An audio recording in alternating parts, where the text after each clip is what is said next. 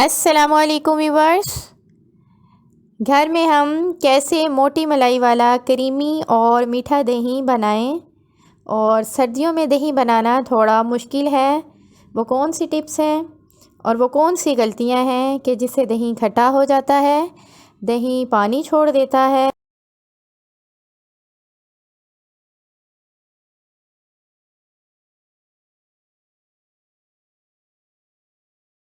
سب سے پہلے ہم نے کھلا دودھ لیا ہے، یہ فل فیٹ ملک ہے اور اس کو ہم نے خوب اچھے طریقے سے بوائل کر لینا ہے۔ اس کو تقریباً 15 منٹ تک بوائل کرنا ہے تاکہ اس کی جو کنسسٹنسی ہے وہ تھوڑی سی تھک ہونے لگے گی، کیونکہ دودھ میں پانی تو ہوتا ہی ہے تو وہ تھوڑا ڈرائی ہو جائے گا۔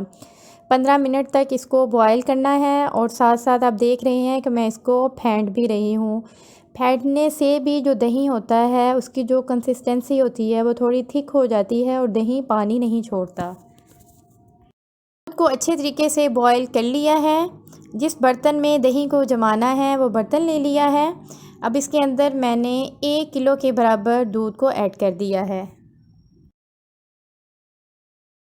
جاگ لگانے سے پہلے دودھ کا ٹمپریچر ضرور چیک کر لیں۔ دودھ کا ٹمپریچر نارمل ہونا چاہیے۔ اگر دودھ زیادہ گرم ہوگا تو دہی بالکل بھی اچھا نہیں بنے گا، دہی کھٹا ہو جائے گا۔ میں اس کو جاگ لگانی ہے یعنی کھٹا لگانا ہے تو جو دہی ہے وہ بھی کھٹا نہ ہو، فریج کا نہ ہو، تازہ دہی ہونا چاہیے، روم ٹمپریچر کا ہو۔ 1 چمچ دہی میں نے برتن میں ڈال دیا ہے۔ اب کرنا کچھ یوں ہے کہ ایک جگ لے لیا ہے جس میں ہم جوس وغیرہ بناتے ہیں۔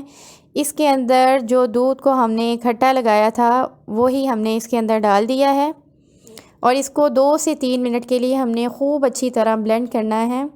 بلینڈ کرنے کے بعد اس کو ہم نے برتن میں ٹرانسفر کر دیا ہے۔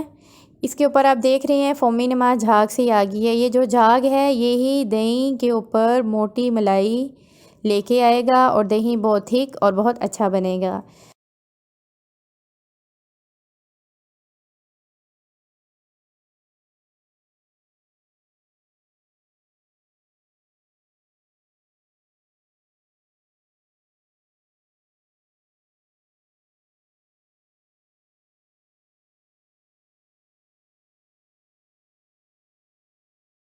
برتن کو ہم کسی گرم کپڑے کے اندر کور کر کے رکھ دیں گے اور ایسی جگہ پہ رکھیں گے جہاں پہ ٹمپریچر نارمل ہو۔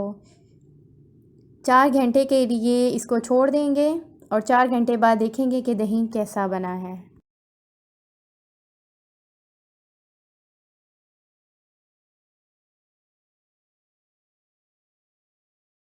دہی آپ کے سامنے ہے کتنا اچھا، اور اس کی کنسسٹنسی دیکھ سکتی ہیں۔ میں برتن کو ہلا رہی ہوں، موو کر رہی ہوں، الٹا کریں جیسے مرضی، دہی نیچے نہیں گرا۔